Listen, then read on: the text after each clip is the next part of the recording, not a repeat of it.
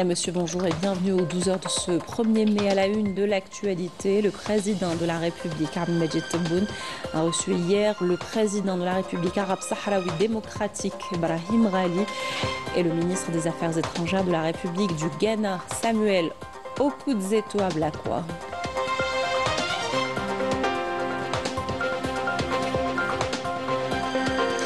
Journée internationale des travailleurs, le président de la République rend hommage aux travailleurs algériens. Retour dans ce journal sur les acquis réalisés ces dernières années en matière de salaire, de retraite, d'inclusion des jeunes ou encore de lutte contre le chômage. À la télévision publique, en hommage à ces retraités, saluant leur parcours professionnel lors d'une cérémonie à l'occasion des célébrations du 1er mai.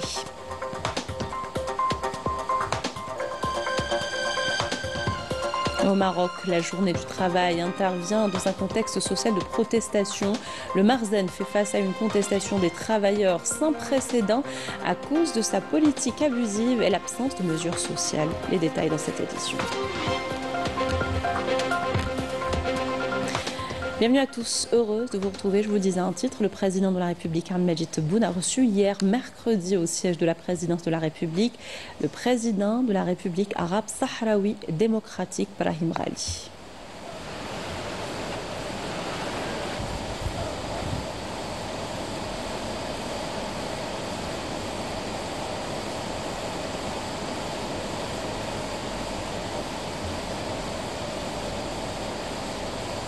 Après le salut au drapeau et après avoir passé en revue un détachement de la garde républicaine, le président de la République, Abdelmadjid Tebboune, a salué le président de la République arabe sahraoui démocratique, Brahim Ghali.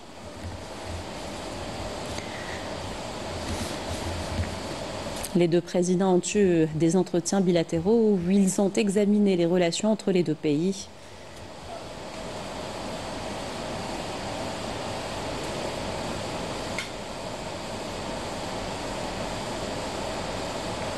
Et le président de la République, Abdelmadjid Tebboune, a par la suite raccompagné le président sahraoui Brahim Ghali avant le salut au drapeau.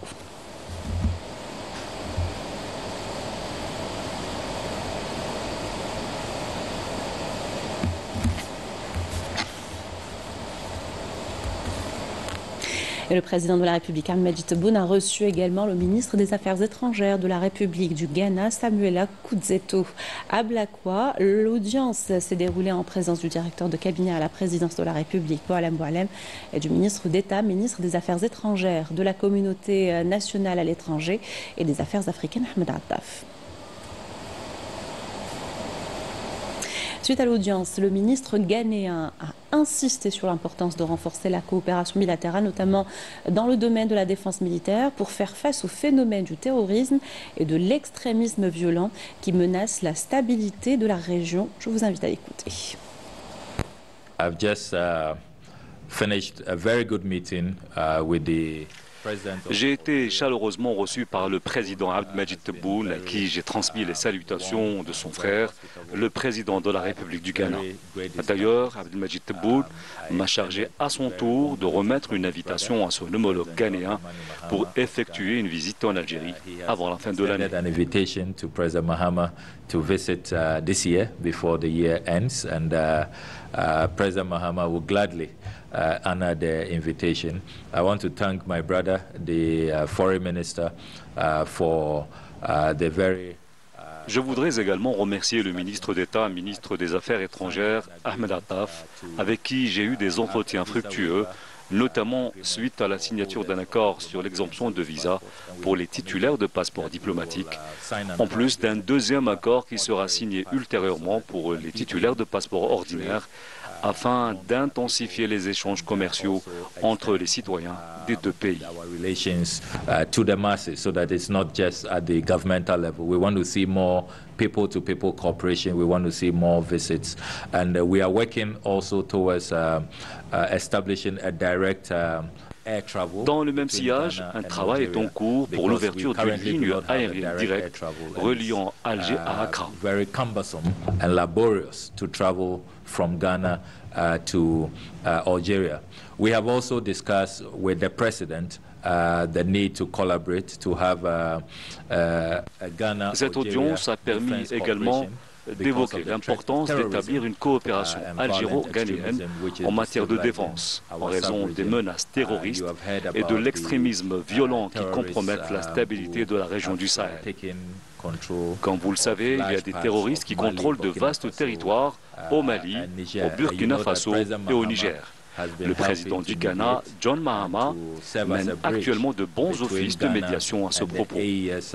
Nous croyons que le rapprochement des vues et les négociations sont la meilleure voie à suivre pour aller de l'avant plutôt que la violence et la guerre.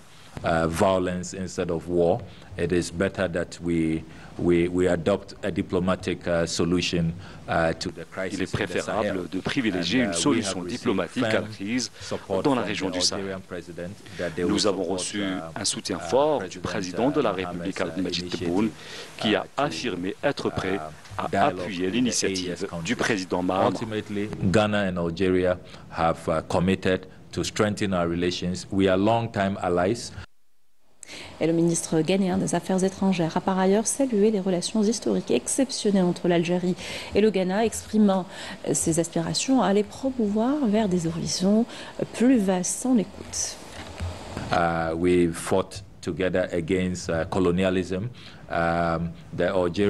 Nous avons lutté ensemble contre le colonialisme. D'ailleurs, la première fois que le drapeau algérien a été hissé et l'hymne national entonné à l'étranger, c'était au Ghana, à l'occasion de la rencontre de l'ambassadeur du GPRA, Frantz Fanon, avec Nkrumah, premier président ghanéen. Nos deux pays ont participé à la création de l'Organisation de l'Union africaine et du mouvement des non-alignés. Nous continuerons ensemble la marche pour construire un monde qui prend l'humanité, l'amour et la confiance. Nous ne croyons pas aux relations opportunistes, mais à celles fondées sur la confiance et le principe gagnant-gagnant. Nous œuvrerons par ailleurs à développer nos relations avec les pays de la région du Sahel. Nous avons convenu de consolider nos relations puisque nous sommes alliés de longue date. Nous comptons les développer davantage. Cette audience a été fructueuse, notamment en ce qui concerne l'augmentation du nombre de bourses accordées aux étudiants ghanéens, ainsi que des accords économiques qui seront établis entre nos deux pays. À cette occasion, nous nouerons de nouveaux partenariats dans le domaine des hydrocarbures pour alimenter le Ghana. Par ailleurs, nous aspirons à recevoir le président Abdelmadjid Tebboune au Ghana. Vive les relations algéro-ghanéennes qui sont au beau fixe et que nous souhaitons développer davantage. Lasting, more progressive and positive relations. Journée internationale des travailleurs ce 1er mai. À l'occasion, le président de la République, Abdelmadjid Tebboune, a réaffirmé la détermination à poursuivre le processus d'édification nationale afin de préserver l'indépendance de la décision et les capacités et les richesses de la nation. Le chef de l'État a salué les travailleuses et travailleurs algériens, rendant hommage à leur abnégation. Le président de la République a initié ces dernières années de nombreuses mesures renforçant des acquis touchant des millions d'Algériens, des avancées concrètes en matière de salaire, de retraite, d'inclusion des jeunes ou encore de lutte contre le chômage. Raouf Hamouche. Le 1er mai, journée mondiale des travailleurs, symbole de la lutte des travailleurs pour leurs droits sociaux professionnels, elle représente également une occasion de faire le bilan des acquis sociaux enregistrés au cours des dernières années. La question de l'amélioration des conditions des travailleurs a été inscrite depuis 2020 parmi les priorités de l'État, à travers la prise de mesures progressives dans la revalorisation du salaire national minimum garanti, la suppression de l'impôt sur les faibles revenus et l'augmentation des salaires, des allocations et pensions de retraite. Depuis son investiture en décembre 2019, le président de la République, Abdelmadjid Tebboune, a placé la justice sociale au centre de son action. Parmi les décisions phares, l'augmentation des salaires à hauteur de 47% à partir de l'année dernière. Une mesure exceptionnelle, sachant qu'il n'y a pas eu d'augmentation de ces salaires depuis 10 ans.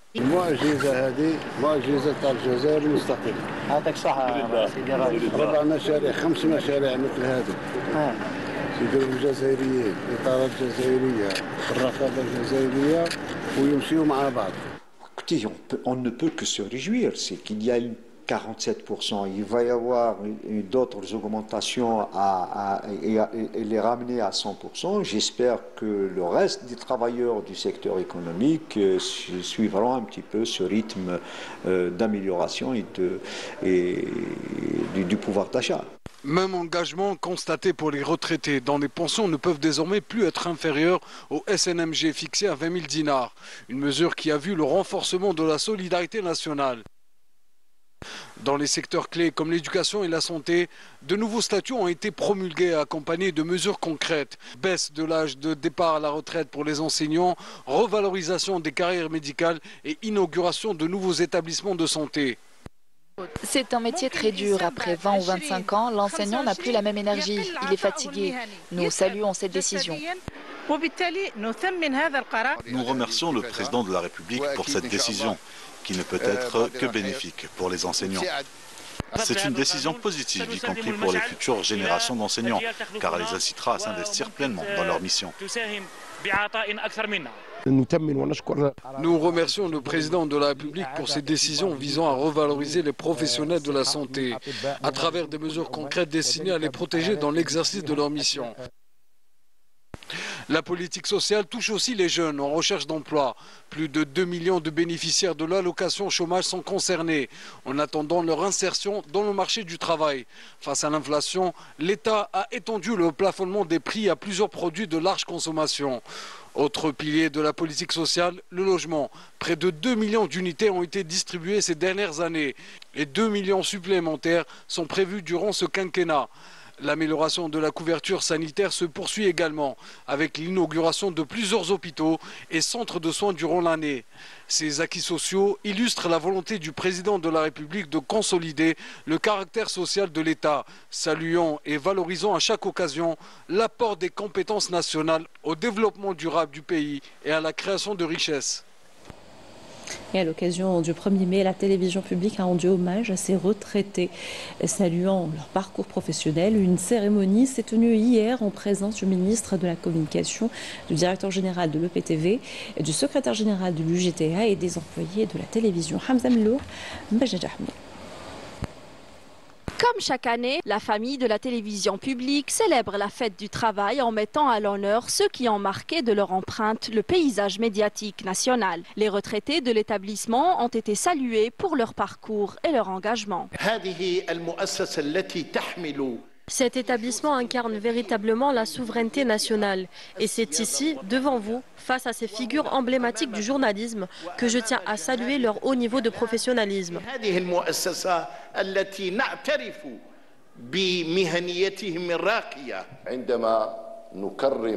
En honorant ceux qui nous ont précédés dans cette profession, c'est en réalité nous-mêmes que nous honorons, car cet établissement porte en lui des valeurs et des principes dont l'un des plus nobles et des plus sacrés, la fidélité. La clé pour surmonter les difficultés que traversent nos sociétés et nos institutions économiques, ce sont les liens de confiance. Cette fête est aussi un moment de réflexion sur les acquis obtenus et les défis à relever. Le PTV réaffirme son engagement à renforcer le front médiatique national et défendre les intérêts du pays. Nous espérons simplement laisser derrière nous un héritage utile aux générations à venir. L'essentiel en tant que journaliste n'est pas le nombre d'années passées au service de cet établissement, mais ce qu'on y laisse après notre passage. Je suis très heureux de cette reconnaissance. Je souhaite prospérité et développement à la télévision publique. Un hommage aux anciens, mais aussi un passage de relais aux générations actuelles, appelées à poursuivre avec conviction la mission d'un service public engagé. Ouverture ce jeudi du Festival d'Alger des sports lors d'une cérémonie présidée par le ministre de l'Intérieur, des collectivités locales et de l'aménagement du territoire et le Wali d'Alger. Cette deuxième édition revient sous le slogan El Behja nous réunit. Elle s'étale sur 3 jours et occupe 14 espaces dans la capitale. 120 activités sont proposées aux citoyens dans le cadre de ce festival.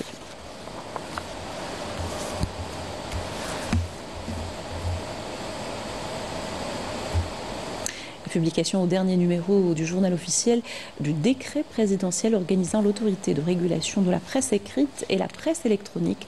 Le décret précise les missions de secrétaire général de l'autorité et les conditions qui les régissent, la grille des salaires et les indemnisations appliquées également. Puis le décret est paru le 22 avril 2025. Et à l'occasion de la journée internationale des travailleurs, plusieurs cortèges se sont lancés ce matin aux quatre coins de la France à l'appel des principaux syndicats pour manifester leur rejet de l'extrême droite et de l'islamophobie. Pour la paix, des marches pacifiques réprimées par les forces de l'ordre françaises à Marseille, Bordeaux, Lyon ou encore Paris. Et à l'heure où le monde célèbre la journée du travail, une autre réalité est imposée aux Marocains, celle d'un peuple broyé par les intérêts d'un régime oppresseur. Le Marzen fait face à une fronde sociale également et une contestation des travailleurs sans précédent à cause de sa politique abusive. Ismaël Sultan et Mela Sifta.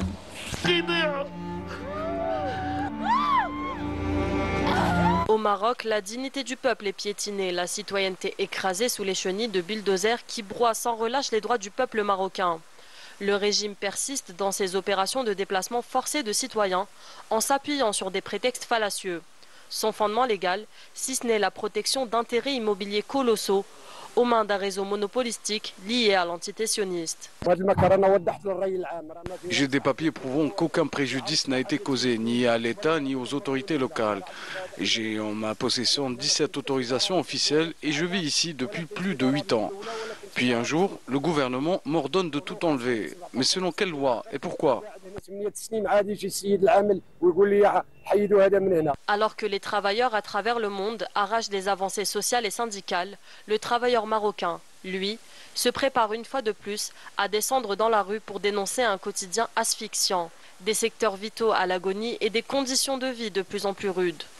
Une réalité douloureuse alimentée par la soumission continue du Marzen à l'entité sioniste, au détriment des droits fondamentaux de son propre peuple. Et à Gaza, en plus des massacres quotidiens, le spectre de la famine plane sur les Palestiniens. Près de 60 jours de blocus total de l'entité sioniste se sont écoulés, empêchant l'accès des aides humanitaires essentielles à la survie de la population palestinienne. Cette situation tragique fait l'objet d'audiences à la Cour internationale de justice qui doit rendre un avis consultatif sur les obligations humanitaires de l'occupant israélien. Du sport pour terminer, la sélection algérienne d'athlétisme a décroché 12 médailles, dont 2 en or à l'issue des finales de la première journée de la 24e édition du championnat arabe d'athlétisme. La compétition se poursuit au complexe sportif Miloud Hetfi d'Oran. Le point par Lied Belkhadi. Pour la première journée des 24e championnats arabes des nations d'athlétisme qu'abrite le stade Miloud Hetfi d'Oran, les athlètes algériens ont bien entamé la compétition. Pour preuve, c'est Amer Abdelnour qui a offert à l'Algérie sa première médaille d'or dans l'épreuve du 20 km marche. Le marcheur algérien a bouclé l'épreuve avec un bon chrono d'1h24 minutes et 26 secondes. Son coéquipier, Abdelrahman Aloui, Souhail a complété le podium en s'adjugeant le bronze avec un chrono d'1h27 minutes et 37 secondes. اليوم تحصلنا على أول ميدالية للجزائر. J'ai offert la première médaille d'or à l'Algérie lors de ce championnat arabe. J'ai mérité cette place, c'était une course formidable. والحمد لله بكل جدارة مع العلم أني قدمت أحسن رقم لي في 20 كيلومتر مشي. Chez les dames, dans le 10 km marche féminin, Souad Azzi a remporté la médaille d'argent avec un chrono de 46 minutes 4 secondes et 7 centièmes, elle a également battu le record national. L'autre Algérienne, Melissa Touloum, s'est adjugée la médaille de bronze avec un chrono signé de 45 minutes, 38 secondes et 97 centièmes. اليوم درت كومبيتيسيون شامبيون عرب الحمد لله حصلت على المرتبة الثانية ومع تحطيم رقمية القياسي الوطني درت 46.03 04 الحمد لله.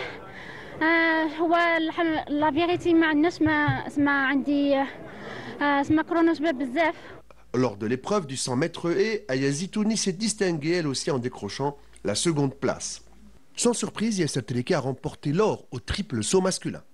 D'autres épreuves, attendent encore aujourd'hui nos athlètes qui sont bien décidés à encore élever haut l'emblème national au stade Miloud Hatfi d'Oran lors de cette compétition qui va se poursuivre jusqu'au 4 mai prochain. Bon courage à nos athlètes. Et avec ceci, nous arrivons à la fin de notre journal. Merci de l'avoir suivi. Excellente journée sur Canal Algérie.